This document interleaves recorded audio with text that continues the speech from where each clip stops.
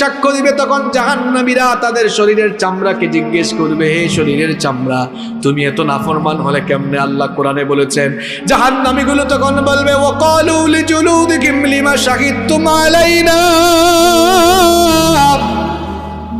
হে চামড়া, তুমি কেন আমার বিরুদ্ধে কথা বলো? তোমারে তো যত্ন নিতাম। চামড়া তখন বলবে, ক্বালু আনতাকানাল্লাহুল্লাযী আনতাকা কুল্লা শাই, বাক শক্তিদাতা যিনি, আমার জবান খুলে দিয়েছেন তিনি।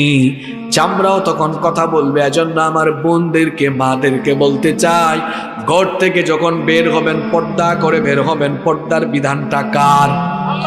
আবার পর্দা করে তামাশা করবেন না, কারণ নবীজি বলেছেন শেষ জামানায় এমন কিছু নারীর পয়দা হবে, নিসাউহুম কাসিয়াতুন আরিয়াত, কাপড় পরলেও মনে হবে তারা যেন উলঙ্গ উলঙ্গ আছে, অর্থাৎ এমন আঁটো-সাঁটো আর এমন ফেতনা সম্পন্ন কাপড় পরবে, অর্থাৎ বুরখা পরছে পর্দার জন্য, কিন্তু বুরখাগুলো হবে আঁটো-সাঁটো, যেগুলো সেন্সিটিভ জায়গা পর্যন্ত বোঝা যাবে।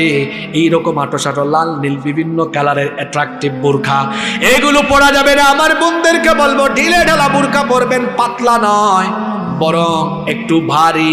আবার এত ভারী না যেন গরমে মরে যান, এত পাতলাও নয় যাতে শরীর দেখা যায়, একটু সুন্দর শালীন বুরখা।